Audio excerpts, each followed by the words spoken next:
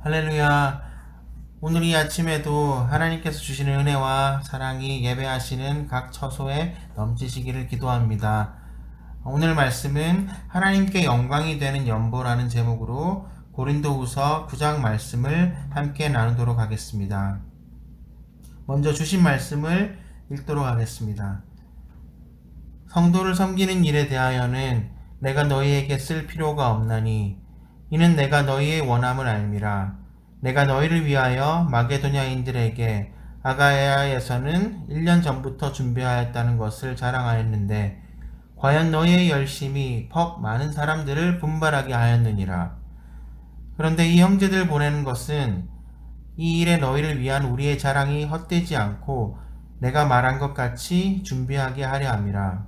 혹 마게도냐인들이 나와 함께 가서 너희가 준비하지 아니한 것을 보면 너희는 고사하고 우리가 이 믿던 것에 부끄러움을 당할까 두려워하노라. 그러므로 내가 이 형제들로 먼저 너희에게 가서 너희가 전에 약속한 연보를 미리 준비하게 하도록 권면하는 것이 필요한 줄 생각하였노니 이렇게 준비하여야 참 연보답고 억지가 아니니라. 이것이 곧 적게 심는 자는 적게 거두고 많이 심는 자는 많이 거둔다 하는 말이로다. 각각 그 마음에 정한 대로 할 것이요 인색함으로나 억지로 하지 말지니 하나님은 즐겨내는 자를 사랑하시느니라. 하나님이 능히 모든 은혜를 너희에게 넘치게 하시나니 이는 너희로 모든 일에 항상 모든 것이 넉넉하여 모든 착한 일을 넘치게 하게 하려 하심이라. 기록된 바 그가 흩어 가난한 자들에게 주었으니 그의 의가 영원토록 있느니라 함과 같으니라. 심는 자에게 씨와 먹을 양식을 주시는 이가 너희 심을 것을 주사 풍성하게 하시고 너희 의의 열매를 더하게 하시리니 너희가 모든 일에 넉넉하여 너그럽게 연보를 함은 그들이 우리로 말미암아 하나님께 감사하게 하는 것이라. 이 봉사의 직무가 성도들의 부족한 것을 보충할 뿐 아니라 사람들이 하나님께 드리는 많은 감사로 말미암아 넘쳤느니라. 이 직무로 증거를 삼아 너희가 그리스도의 복음을 진실히 믿고 복종하는 것과 그들과 모든 사람을 섬기는 너희의 구한 연보로 말미암아 하나님께 영광을 돌리고 또 그들이 너희를 위하여 간구하며 하나님이 너희에게 주신 지극한 은혜로 말미암아 너희를 사모하느니라. 말할 수 없는 그의 은사로 말미암아 하나님께 감사하노라. 아멘. 오늘 말씀은 고린도후서 8장에 이어서 계속되는 연보에 대한 말씀입니다. 연보로 번역된 헬라어는 율로기아로 축복하다라는 의미를 지니고 있습니다. 또한 연보의 한자어는 버릴련, 기울보로 기울여 버린다는 의미를 지니고 있습니다. 이런 의미로 볼 때 하나님께 드리는 헌금으로서 연보의 의미는 드리는 것이며 나누는 것이고 구제이며 축복임을 알 수 있습니다. 하나님께서 우리에게 베푸신 것들이 너무도 많습니다.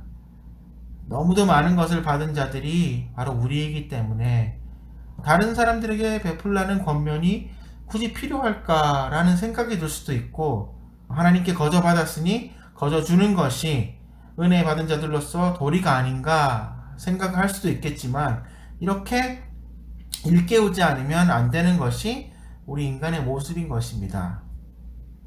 고린도 교회만을 보더라도 하나님께서 놀랍게 그들을 채우시고 부하게 하셨지만 그 가진 것들을 다른 이들과 함께 나누는 일에 익숙하지 않았습니다. 물론 고린도 교회는 연보를 처음 시작할 때에 다른 교회들보다 앞섰기 때문에 바울의 자랑이 되었습니다. 선한 영향을 주기도 했었습니다. 그런데 아직 완성되지 못했다는 데 문제가 있었습니다. 그래서 바울은 그 부분을 설명해야 했고 그렇게 은혜를 베푸는 일을 설명하고 나서 이 특별 헌금에 동참할 것을 그들에게 촉구했던 것입니다. 본문 말씀을 보면 고린도후서 9장 1절에 이렇게 이야기합니다.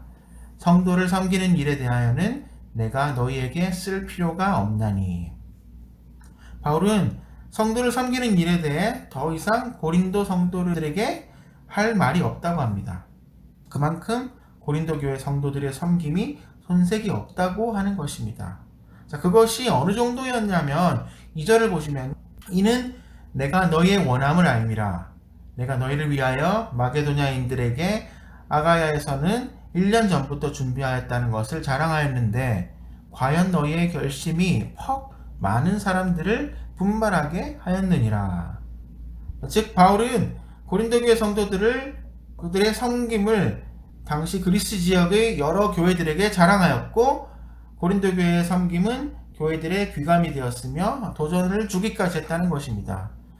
3절에서 5절 말씀을 계속해서 보겠습니다. 그런데 이 형제들을 보내는 것은 이 일에 너희를 위한 우리의 자랑이 헛되지 않고 내가 말한 것 같이 준비하게 하려 함이라. 혹 마게도냐인들이 나와 함께 가서 너희가 준비하지 아니한 것을 보면 너희는 고사하고 우리가 이 믿던 것에 부끄러움을 당할까 두려워하노라. 그러므로 내가 이 형제들로 먼저 너희에게 가서 너희가 전에 약속한 연보를 미리 준비하게 하도록 권면하는 것이 필요할 줄 생각하였노니 이렇게 준비하여야 참 연보답고 억지가 아니니라. 잘하고 있는 걸 알지만 바울이 디도와 다른 두 형제들을 미리 보냈었던 것은 고린도 교회에 대한 자랑이 그냥 자랑만으로 끝나지 않게 하기 위함이란 것입니다. 곧 바울 자신과 고린도 교회 성도들과 모든 믿는 자들을 위해 3명의 제자들을 앞서 보내 가난한 예루살렘 교회 성도들을 위한 연보를 준비하고자 함이라는 것입니다. 곧 구제와 나눔이 그냥 단지 구호나 억지나 강요가 아니라 실제적이며 자발적이며 또한 구체적인 기쁨의 행동임을 일깨워 주는 것입니다. 계속해서 6절과 7절 말씀을 보겠습니다. 이것이 곧 적게 심는 자들에게 적게 거두고 많이 심는 자는 많이 거둔다 하는 말이로다. 각각 그 마음에 정한 대로 할 것이요 인색함으로나 억지로 하지 말지니 하나님은 즐겨내는 자를 사랑하시느니라. 바울은 계속해서 연보와 관련해 하나님께서는 즐겨내는 자를 사랑하신다라고 이야기합니다.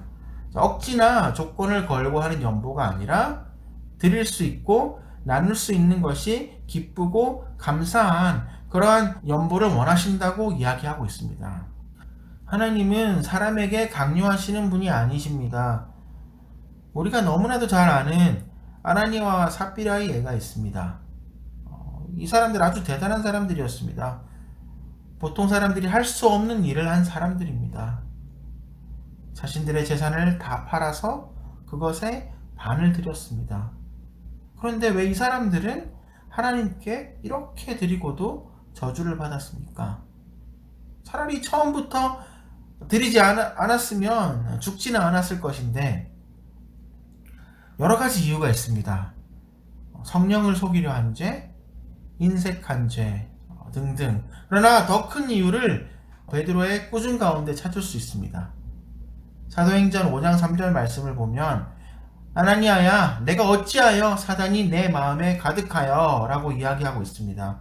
이 사람들은 하나님을 보고 드린 것이 아니라 바로 사람들을 의식하였던 것입니다. 이 일이 있기 바로 직전 사도행전 4장 34절에 보면 밭과 집이 있는 성도들이 서로 앞다투어 사도들의 발 앞에 그 밭과 집을 팔아 가져다 두었다고 이야기합니다. 또 4장 37절에서도 바나바가 부동산을 팔아 사도들의 발 앞에 두었습니다. 이것을 본 아나니아와 삽비라가 우리도 한번 해보자고 생각했을 것입니다.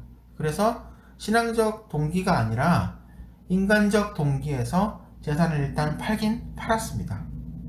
막상 팔아놓고 드리려고 하니 생각이 싹 바뀌는 것입니다.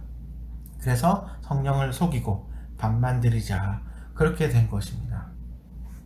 하나님께서는 억지나 불만이 담겨있는 충성을 요구하시지 않습니다. 하나님께서 원하시는 것은 감사와 기쁨과 겸손이 담겨있는 자발적인 섬김이며 자발적인 순종입니다.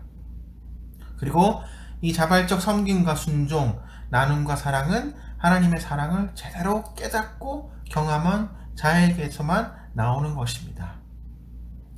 8절에서 11절 말씀을 보도록 하겠습니다. 하나님이 능히 모든 은혜를 너희에게 넘치게 하시나니 이는 너희로 모든 일에 항상 모든 것이 넉넉하여 모든 착한 일을 넘치게 하게 하려 하심이라. 기록된 바 그가 흩어 가난한 자들에게 주었으니 그의 의가 영원토록 있느니라 함과 같으니라.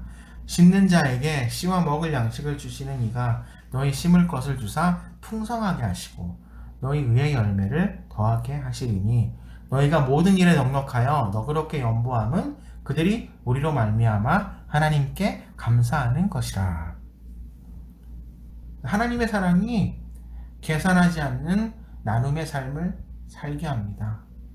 자격 없는 자를 사랑해 주시고 은혜 가운데 살게 하시며 지켜주시고 구원해 주신 주님의 사랑을 우리가 깨달을 때 비로소 우리의 마음이 달라지고 태도가 달라지며 물질에 대한 가치관이 달라지는 것입니다. 그리고 그 마침내는 그 신앙적 삶의 방식이 사람들을 하나님께로 돌아오게 하고 궁극적으로 하나님의 영광을 드러내게 되는 것입니다. 9장의 마지막 부분인 12절에서 15절 말씀을 보면 12절에서 바울은 고린도 교인들의 연보 행위를 가르쳐 봉사의 직무라고 이야기하고 있습니다. 직무라는 단어를 주목해 보면 바울은 여기서 헌금을 의무의 차원에서 강조합니다. 그리고 바울은 우리가 이 직무를 신실하게 실천할 때 그것이 바로 우리가 복음에 순종하고 있는 증거라고 이야기하고 있는 것입니다. 13절의 말씀이 바로 그것입니다. 이 직무로 증거를 삼아 너희가 그리스도의 복음을 진실히 믿고 복종하는 것과 그들과 모든 사람을 섬기는 너희의 후한 연보로 말미암아 하나님께 영광을 돌리고 그리고 그 결과로 하나님께 영광을 돌릴 수 있게 된다는 것입니다. 모든 봉사는 하나님의 나라 사역을 위함입니다. 그리스도인들은 구원받는 순간 동시에 사역을 위해 부르심을 받습니다. 우리가 구원받은 것은 이제 또 다른 사람들이 우리를 통해 구원을 받도록 복음 사역에 쓰임받기 위해 구원을 받았다는 것입니다. 그러므로 이제 우리는 구원받은 성도로서 하나님 나라의 사역을 위해 자신의 몸을 드려야 합니다. 재능을 드려야 합니다. 시간도 드려야 합니다. 그리고 물질을 드려야 합니다. 이 아침에도 예배 자리에 함께 나오신 우리 주님께 사랑하시는 코너스탄 지체 여러분 받은 복을 한번 세어 보십시오. 사실 셀 수가 없습니다. 그러나 우리는 끊임없이 더 많은 복과 은혜를 위해 기도합니다. 하나님 앞에 그것을 요구합니다. 이제는 우리가 그러기에 앞서 하나님의 뜻이 이루어지는 삶, 하나님께 영광을 돌려드리는 그런 삶이 될 수 있도록 우리가 먼저 하나님의 부르심에 순종하며 우리의 삶을 드릴 수 있는 모두가 되기를 소원합니다. 기도하겠습니다. 하나님 아버지, 오늘도 베풀어 주신 은혜로 말미암아 은혜의 자리에 서게 하심을 감사드립니다. 자격 없는 저희를 사랑하여 주시고 은혜 가운데 살게 하시며 지켜주시고 구원해 주신 그 사랑을 오늘도 우리가 기뻐하며 감사하며 살아가는 자들 되게 하여 주시옵소서. 주님이 원하시는 삶, 구원받은 성도로서의 합당한 삶을 살아내는 자들 되길 소원합니다. 말씀에 순종함으로 주님의 계획하신 뜻이 삶 가운데 이루어지기를 간절히 기도드리며 살아계신 예수 그리스도 이름으로 기도드렸습니다. 아멘.